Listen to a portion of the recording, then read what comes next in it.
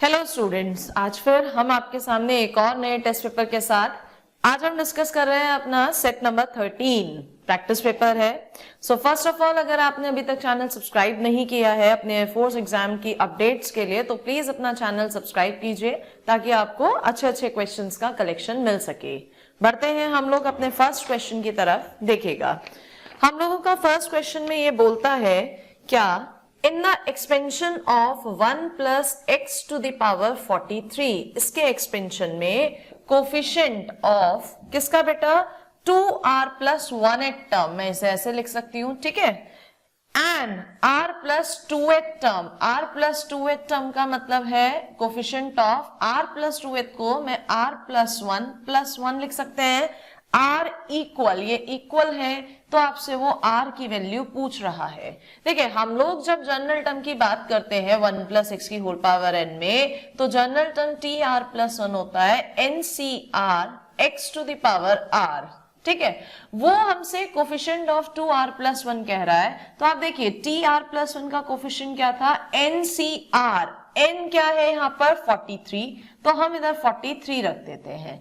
Therefore यहां पर आइएगा 2r के प्लेस में आप क्या रखेंगे 2r, तो 43c 2r is equal to, उधर देखिए r प्लस 1 है, सो 43c r प्लस 1। अब इसे सॉल्व करना है तो हमारे पास एक प्रॉपर्टी होती है कि कभी भी अगर ncx बराबर ncy है तो डेफिनेटली x प्लस y किसके इक्वल होगा, n के। तो हम इस बेसिस पर देखिएगा इसको क्या लिख सकते हैं, 2r plus 1 is equal to 43। Solve करेंगे 3r इज इक्वल टू 42, या आप 3 से डिवाइड करेंगे, 3 1 जा 3, 3 4 जा 12, तो r की वैल्यू आपके पास क्या निकल के आई है बेटा 14, यानी योर ऑप्शन इज बी। देखिएगा नेक्स्ट क्वेश्चन, क्वेश्चन नंबर 2। इन्होंने बोला है if 10 alpha 10 beta are the roots of the equation, एक इक्वेशन इन्होंने हमें दी है x square plus B x plus C is equals to 0, जिसके रूट्स ये क्या दे रहे हैं बेटा 10 अल्फा और 10 बीटा। तो सबसे पहले आपको पता है sum of roots 10 alpha plus 10 beta कितना होता है, माइनस बी अपॉन ए की जगह 1। Product of roots 10 alpha 10 beta कितना होता है बेटा, c अपॉन ए और a की जगह 1। और पूछ क्या रहा है हमसे, sine alpha plus beta into sec alpha sec beta. अब हमारे पास जो कंडीशंस हैं वो 10 में है, तो आप इसे फॉर्मूला खोलिए। क्या खोलेंगे formula, sine alpha cos beta plus cos alpha sine beta upon sec alpha को कॉस अल्फा सेक बीटा को कॉस बीटा। अपॉन में आप अलग अलग करेंगे जब इन्हें, तो cos beta cancel, sine alpha upon cos alpha 10 alpha, plus यहाँ पर कॉस अल्फा कैंसिल हो जाएगा, sine beta upon cos beta is 10 beta. और अगर हम देखें तो हमारे पास 10 अल्फा प्लस 10 बीटा कितना है, माइनस बी। तो आपका आंसर होगा कितना बेटा, माइनस बी, यानी ऑप्शन बी। देखिएगा क्वेश्चन नंबर 3। क्वेश्चन नंबर 3 में इन्होंने कहा है find the points on the curve. इन्होंने हमें यहाँ पर कर्व दिया है, कौन सा बेटा, y is equals to x cube plus 5, ठीक है। कहता है एट विच द टेंजेंट्स, जिन पर खींची गई टेंजेंट्स, इसके जिस भी पॉइंट पर टेंजेंट खींची जा रही है वो परपेंडिकुलर है x प्लस 3y is equal to 2k। देखिए, इस क्वेश्चन को करने का लेंदी मेथड अपना अलग है, जो कि मैंने पहले की वीडियोस में भी शेयर किया है, बट आप ही बच्चे लोगों के कुछ कमेंट्स आए हैं कि मैम कुछ अलग बताइए, शॉर्ट बताइए, तो मैं आपको बता रही हूँ इस क्वेश्चन को आप हिट एंड ट्रायल से भी कर सकते हैं। आज मैं इसका लेंदी मेथड नहीं बताऊंगी। मैंने आपके सामने यहाँ पर ऑप्शंस लिखे, देखिएगा। फर्स्ट ऑप्शन है 6 1 माइनस 1 4, सेकेंड ऑप्शन है आपका 1 6 1 4, थर्ड ऑप्शन है आपका 6 1 4 माइनस 1, और डी ऑप्शन है 1 6 माइनस 1 4। देखिए, हम ऑप्शन मेथड से जा रहे हैं। उसने कहा था इस पॉइंट पर खींची गई टेंजेंट इस कर्व पर वो पॉइंट है, यानी इनमें से जो भी पॉइंट है वो इस कर्व की इक्वेशन को तो सेटिस्फाई करेगा ही। हमने फर्स्ट ऑप्शन उठाया, अगर हम x के प्लेस पर 6 रखते हैं तो 6 का क्यूब प्लस 5 किसी भी हाल में 1 नहीं आ सकता, देयरफॉर ना तो आंसर ए है ना ही आंसर सी है। बच गए दो ऑप्शन। दो ऑप्शन में फर्स्ट कोऑर्डिनेट सेम है तो इसे हम चेक नहीं करेंगे, हम सिर्फ चेक करेंगे अपना सेकंड कोऑर्डिनेट। हमने सेकंड कोऑर्डिनेट में देखा कि अगर x के प्लेस पर हम 1 रखते हैं तो 1 का क्यूब प्लस 5 किसी भी हाल में 4 नहीं आ सकता, तो ये भी आंसर नहीं है। डेफिनेटली हमारा आंसर होगा डी ऑप्शन, क्योंकि -1 का क्यूब -1 ही होगा, -1 प्लस 5 कितना होता है 4, तो your answer is D option. आइए क्वेश्चन नंबर 4 पे। क्वेश्चन नंबर 4 में इन्होंने हमें एक सेट x दिया है। कैसा है ये set x is equals to 8 to the power n -7n -1, जहां पर n आपका नेचुरल नंबर है। सेट y इन्होंने हमें दिया 49 into n -1, जहां पर n आपका नेचुरल नंबर है। बेटा इसका लेंदी मेथड तो ये कहता है कि आप 1 के प्लेस पर 1 2 3 रखिए, x में कुछ एलिमेंट्स आएंगे, y में कुछ एलिमेंट्स आएंगे, तब आप रिलेशन देखिएगा। हम इसके शॉर्ट ट्रिक पर जाना चाह रहे हैं, तो हमें दिख रहा है कि जो सेट y है इसके अंदर क्या आ रहे हैं, मल्टीपल्स आ रहे हैं। किसके मल्टीपल्स? 49 के, क्योंकि 49 का टेबल चल रहा है। और इसके लिए अगर बात करें तो इसको सॉल्व नहीं करेंगे, बाइनोमियल थ्योरम जो मैं आगे की वीडियोस में कवर करूंगी वहां होता है 8 को 1 प्लस 7 की पावर n लिख सकते हैं, -7n -1। जब बाइनोमियल इसे खोलेंगे तो 1 से 1 कट जाएगा, फर्स्ट टर्म कट जाएगी, यानी यहां पर जो टर्म्स आएंगे वो किस तरह के आएंगे आपके, 7 का square, 7 cube, 7 4, that means 49, 49 into 7, 49 into 49। तो अब आप खुद देखिएगा यहां 49 के सारे मल्टीपल्स आ रहे हैं, 49 इंटू 1, 49 इंटू 2, जबकि यहां पर 49 के कुछ मल्टीपल्स आ रहे हैं। तो ऑब्वियसली x के एलिमेंट्स, क्योंकि कुछ मल्टीपल्स जो है वो सारों के अंदर तो पड़ेंगे ही पड़ेंगे, तो ऑब्वियसली x सबसेट होगा किसका, y का, यानी आपका ऑप्शन कौन सा है, ए ऑप्शन। आइए नेक्स्ट क्वेश्चन नंबर 5 पर। क्वेश्चन नंबर 5 में इन्होंने हमसे कहा है वैल्यू बताइए limit x tends to 0 1 upon x minus 1 upon x square log 1 plus x। सबसे पहले बेटा आप इस क्वेश्चन को सिंप्लीफाई कीजिएगा, मतलब आप एलसीएम लीजिएगा, तो ये क्वेश्चन आपका बनेगा x minus log 1 plus x upon x square. अब अगर आप डायरेक्टली लिमिट रखते हैं तो 0 तो 0 ही है, यहां रखेंगे log 1 0, यानी फॉर्म ऊपर तो आई 0, नीचे भी कौन सी form I 0, 0 upon 0 form I, तो कौन सा रूल हम लगा सकते हैं, एल हॉस्पिटल रूल। ठीक है, आप चाहे तो आप एल हॉस्पिटल ना लगा के लॉग की सीरीज भी खोल सकते हैं, मर्जी आपकी है, बट हमें एल हॉस्पिटल ज्यादा आसान पड़ता है इसलिए हम उसे लगा देते हैं। देखेगा limit x tends to 0, first time differentiation किया 1 माइनस लॉग का 1 अपॉन 1 प्लस एक्स और एक्स स्क्वायर का 2x। हमने वैल्यू रखी तो 1, इधर 0 रखा 1, 1 माइनस 1 0, नीचे भी 0, यानी हमें फिर से एल हॉस्पिटल रूल लगाना पड़ेगा। फिर से एल हॉस्पिटल रूल लगाया, 1 का डिफरेंशिएशन 0, इसका आ जाएगा minus minus minus plus 1 upon 1 plus x का होल स्क्वायर अपॉन 2x का 2। अब आप लिमिट रखेंगे x की जगह 0, तो सिर्फ क्या बचेगा 1 और अपॉन में 2, यानी आपका आंसर कौन सा है बेटा, 1 अपॉन 2, ऑप्शन बी। चलिए नेक्स्ट आइए आप लोग क्वेश्चन नंबर 6 पर। क्वेश्चन नंबर 6 में इन्होंने कहा है फाइंड द इसेंट्रिसिटी, इसेंट्रिसिटी उत्केंद्रता, ई हमें निकालनी है, ऑफ द इलिप्स, कौन से इलिप्स की, x square upon a square plus y square upon b square बराबर 1, हुज लेटेस्ट रेक्टम, जिसका नाभि लंब हाफ है किसका, इट्स मेजर एक्सिस दीर्घ अक्ष का। तो हमें पता है कि जो लेटेस्ट रेक्टम नाभि लंब होता है वो 2b स्क्वायर अपॉन ए होता है, और जो आपका मेजर एक्सिस होता है दीर्घ अक्ष वो आपका 2a होता है। इसने क्या दिया है आपको कि जो लेटेस्ट रेक्टम है 2b स्क्वायर अपॉन ए वो हाफ है मेजर एक्सिस का। तो अगर आप यहां से ए को, सॉरी हाफ है, आप ए को उठा के इधर ले आए तो B square upon a square किसके इक्वल हो जाएगा बेटा, 1 अपॉन 2 के। लेकिन आपको क्या निकालनी है, इसेंट्रिसिटी उत्केंद्रता। इलिप्स के लिए इसका फॉर्मूला होता है ई स्क्वायर बराबर 1 minus B square upon a square. इसकी वैल्यू आप निकाल चुके हैं, पुट कीजिएगा 1/2 यानी 1/2, तो आपकी इसेंट्रिसिटी उत्केंद्रता कितनी हो जाएगी 1/√2 विच इज योर आंसर यानी ऑप्शन ए। चलिए नेक्स्ट आइए क्वेश्चन नंबर 7 पर। क्वेश्चन नंबर 7 इन्होंने एक इंटीग्रेशन मुझे दिया है, हम लिख लेते हैं इसे लेट आई। इंटीग्रेशन है cos x upon 1 plus sign x, साथ में 2 प्लस साइन x। देखिए अब इंटीग्रेशन में जितनी भी वेराइटीज बनती हैं वो सारी बनती ही इस बात पर है कि इंटीग्रेशन में कभी भी डिवाइड का कोई फॉर्मूला नहीं है, तो हमें उसे गायब करना होता है। देखिएगा हम लोगों ने यहाँ पर क्या किया, सबसे पहले हमने यहाँ पर साइन x को t लेट करा, जिससे कि हमारा cos x dx कितना आ जाएगा dt। तो हमारा क्वेश्चन क्या बन गया बेटा, integration dt upon 1 plus T 2 plus T. अब यहां से अगर आप डिस्क्रिप्टिव जाना चाहते हैं तो आप अपना लगाएंगे पार्शियल फ्रैक्शन आंशिक भिन्न, बट हम एक शॉर्टकट के थ्रू कर देते हैं।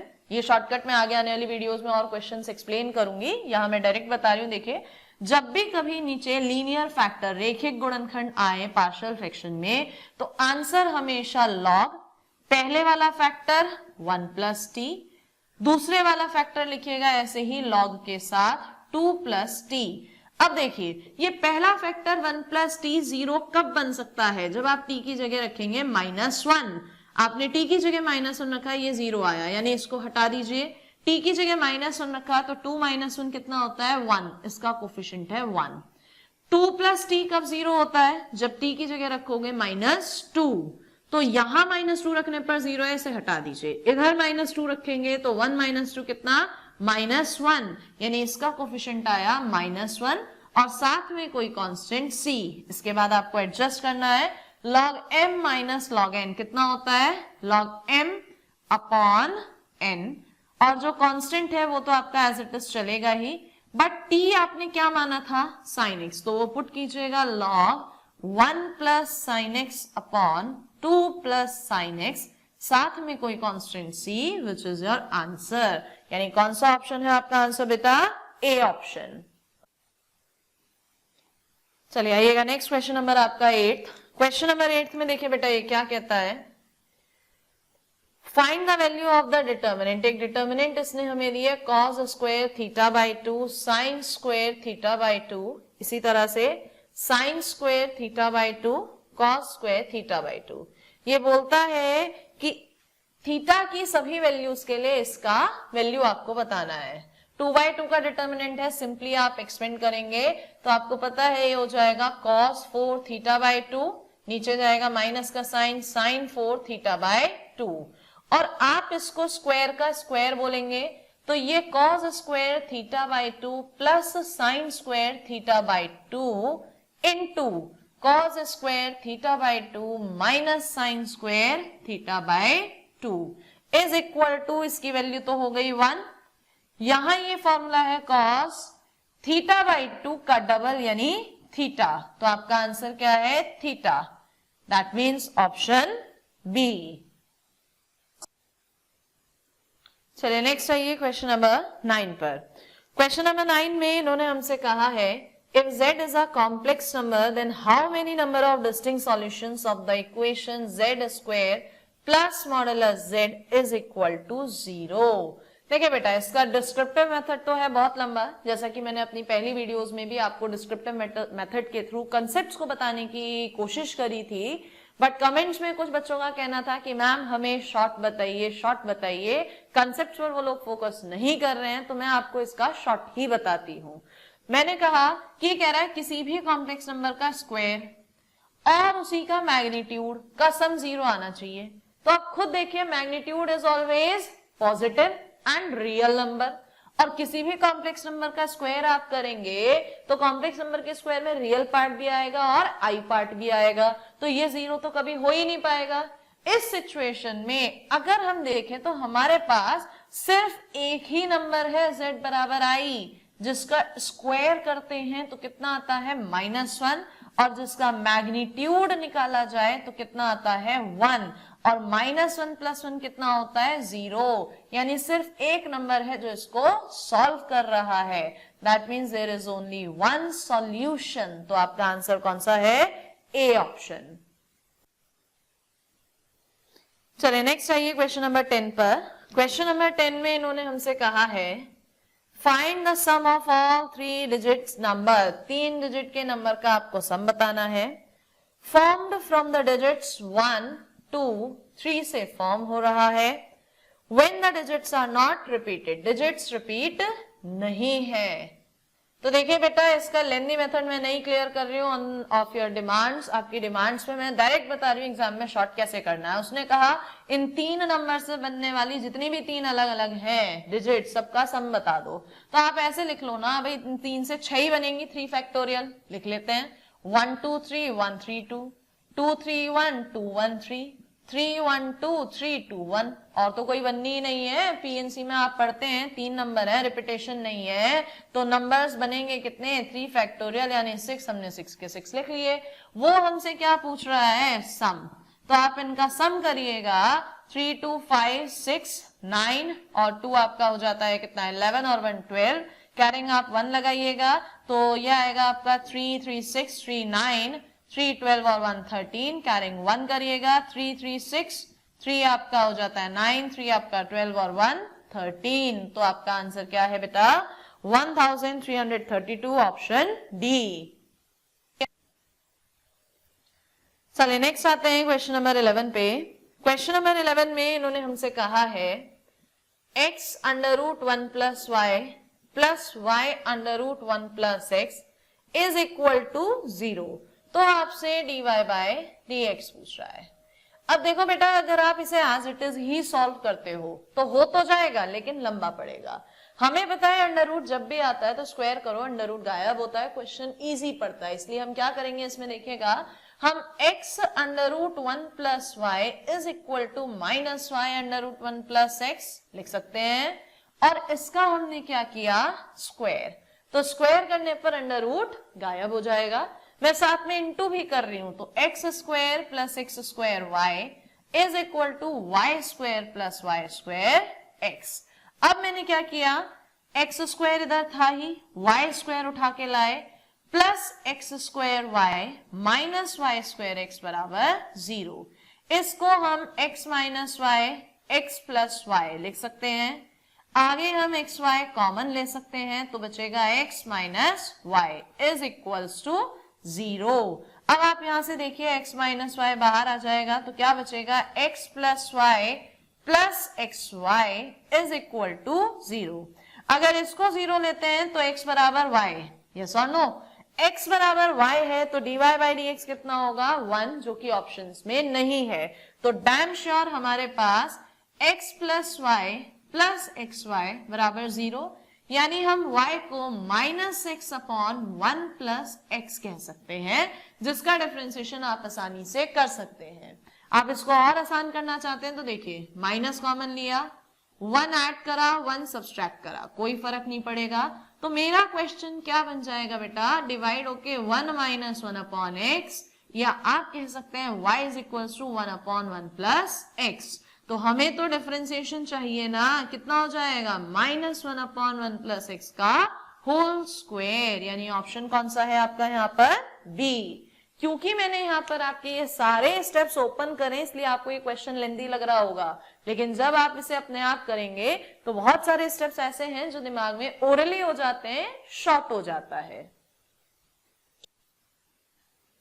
चलिए नेक्स्ट क्वेश्चन नंबर आप देखिए 12।